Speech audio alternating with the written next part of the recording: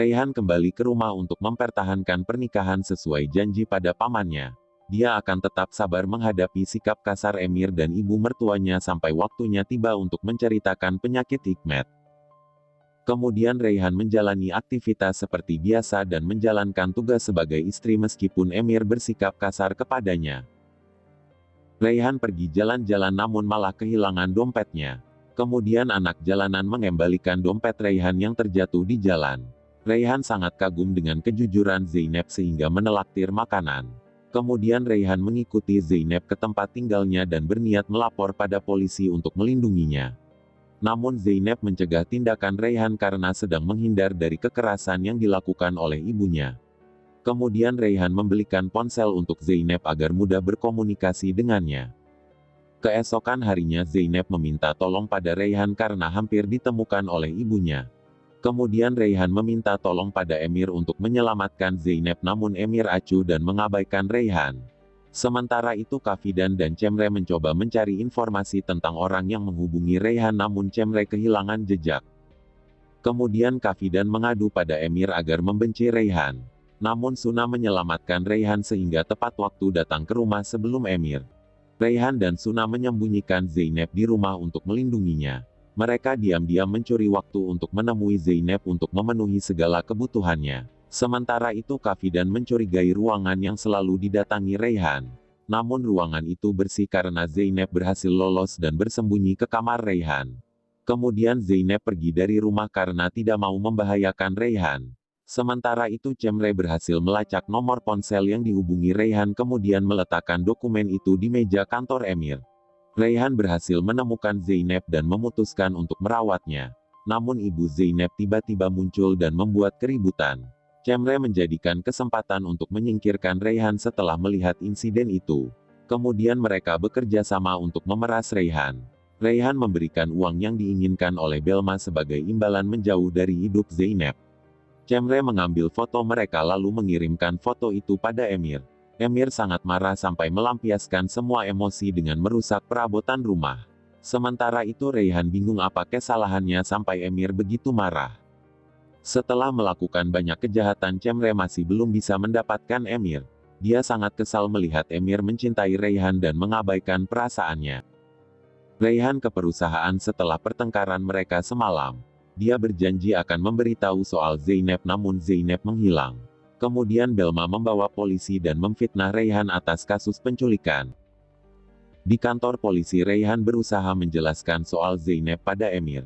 Namun kepercayaan Emir sudah hancur sampai menganggap Raihan penipu yang selalu mempermainkan hidupnya. Kemudian Suna datang ke kantor polisi untuk memberikan kesaksian dan membenarkan apa yang dikatakan oleh Raihan soal Zainab. Setelah fakta terungkap Emir mulai mencari bukti untuk mengeluarkan Raihan dari penjara.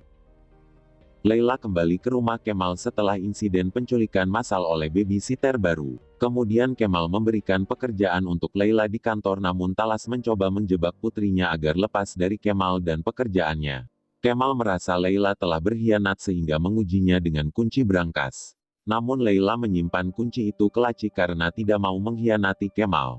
Di malam hari Laila selalu tidur sambil berjalan dan tidur di samping Kemal untuk yang kedua kalinya. Namun kali ini mereka tertangkap oleh Bibi Nedret dan menganggap Laila adalah istri Kemal. Zainab berhasil kabur dari penyekapan ibunya tapi malah terjatuh ke jurang. Sementara itu Raihan sangat khawatir dengan keselamatan Zainab ditambah informasi soal pakaian milik Zainab yang ditemukan di laut. Kemudian Raihan dan Suna pergi ke lokasi tempat Zainab terjatuh untuk menghibur diri. Namun Raihan menemukan ikat rambut milik Zainab lalu mengikuti jejak jalan dari ikat rambut tersebut. Sementara itu Zainab mengambil ponsel penculik lalu menghubungi Raihan. Emir menjawab telepon Zainab karena Raihan tidak membawa ponselnya. Tiba di lokasi Raihan ketahuan sedang mencari Zainab sehingga disekap bersama. Emir sangat panik mendengar suara Raihan di lokasi penculikan. Tanpa berpikir panjang Emir langsung pergi menyelamatkan mereka. Emir berhasil menyelamatkan Raihan namun penculik itu membawa kabur Zainab. Kemudian Raihan dan Emir saling mengejar dengan penculik lalu berhasil menyelamatkan Zainab. Sementara itu Cemre datang ke lokasi penyekapan karena berniat menjadi pahlawan di mata Emir.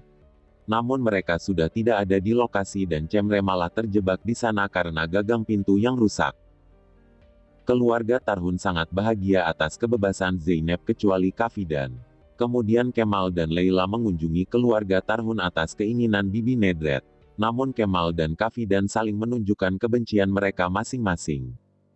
Sementara itu Yonca mencintai Kemal dan mencoba menghancurkan hubungan mereka dengan melaporkan pernikahan Leila kepada Talas.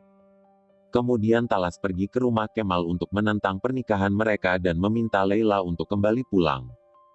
Emir merasa gengsi untuk minta maaf pada Reyhan atas sikap kasarnya selama ini. Dia mencoba memulai hubungan dengan memberi bingkai pada foto pernikahan mereka dan meletakkannya di kamar. Cemre terbebas dari tempat penyekapan berkat Belma. Sementara itu Suhaila sangat mengkhawatirkan putrinya yang tak kunjung pulang. Kemudian Cemre menghubungi Suhaila dengan cara berbohong agar menghilangkan kekhawatiran ibunya. Kafidan mengundang geng sosialita ke rumah dan melarang Reyhan muncul di hadapan mereka. Kemudian Suna memberitahu Emir soal sikap kasar ibunya kepada Reyhan. Emir pun membawa Reyhan pada geng sosialita dan memperkenalkannya. Mereka sangat menyukai Reyhan dan menyambut hangat kehadirannya. Kemudian Reyhan berterima kasih pada Emir karena telah membelanya dari Kafidan. Sementara itu Emir merasa kecewa karena Reyhan menganggap hubungan mereka hanya sebatas teman. Reyhan menjadi populer di kalangan geng sosialita sampai diajak untuk kegiatan amal. Emir menjadi sangat posesif karena menganggap Reyhan pergi bersama pria sampai terus menelepon Reyhan agar cepat pulang. Apalagi ditambah kiriman bunga dari Ismet yang membuatnya semakin cemburu. Emir tidak tahan lagi dengan kesibukan Reyhan sampai memperingatkan untuk tahu batasan karena sudah menikah. Kemudian Ismet datang ke rumah untuk menjemput Reyhan. Emir sangat malu karena telah salah paham pada Reyhan karena menganggap Ismet adalah pria. Cemre berniat memberanikan diri untuk menyatakan perasaannya pada Emir. Namun Cemre selalu tidak punya kesempatan karena Emir terus fokus pada Reyhan. Emir menyusul Reyhan dan membantunya dalam kegiatan sosial. Sementara itu Kafidan mencuri perhiasan milik keluarga sebagai jaminan meminjam uang pada rentenir untuk kepentingan pribadi. Kemudian Hikmet mengetahui bros milik keluarga hilang lalu memberi waktu pada Kafidan sampai malam untuk menemukan bros itu. Kafidan melampiaskan emosinya dengan mengurung Zeynep di gudang. Kemudian Reyhan menyelamatkan Zeynep dan mendengar Kafidan memiliki masalah lalu mengikutinya. Kafidan diculik dan ditipu oleh rentenir. Kemudian Reyhan menghubungi Emir namun ketahuan oleh rentenir lalu disekap di ruang yang sama dengan Kafidan. Namun Kafidan malah menuduh Reyhan adalah komplotan rentenir yang sengaja menjebaknya. Emir baru saja membuka pesan telepon karena ponselnya mati. Kemudian Emir segera ke lokasi penculikan untuk menyelamatkan hidup Reyhan dan ibunya yang hampir dibunuh oleh mereka. Setelah insiden penculikan Hikmet memblokir kartu kredit dan mencabut semua fasilitas yang diberikan pada Kafidan serta menarik saham perusahaan. Dia sangat marah karena Kafidan telah membahayakan hidup Reyhan dan putranya. Saat berbuka puasa Suhaila mengirim amplop untuk Reyhan.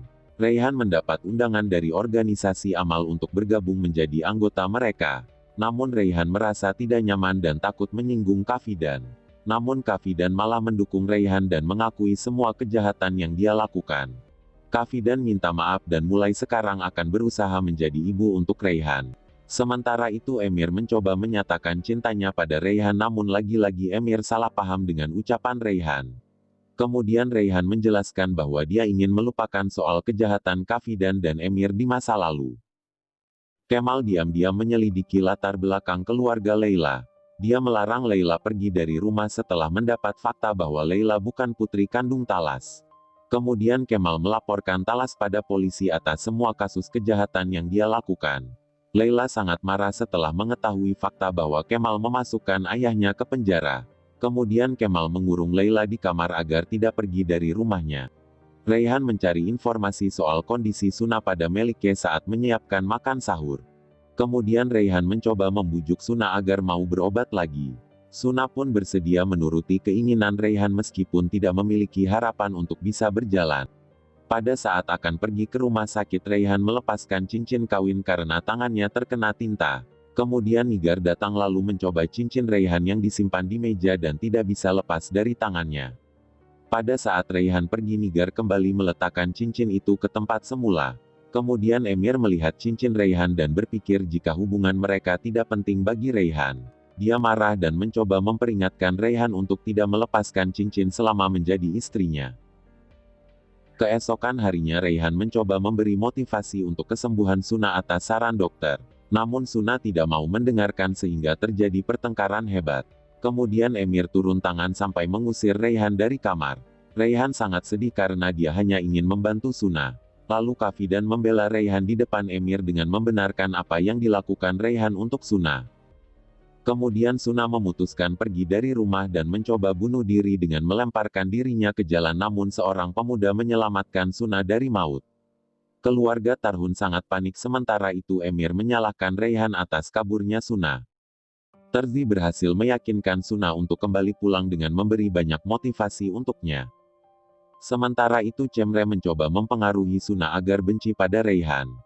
Kemudian Emir datang dan marah pada Cemre karena telah meracuni adiknya dengan cara memecah belah keluarga.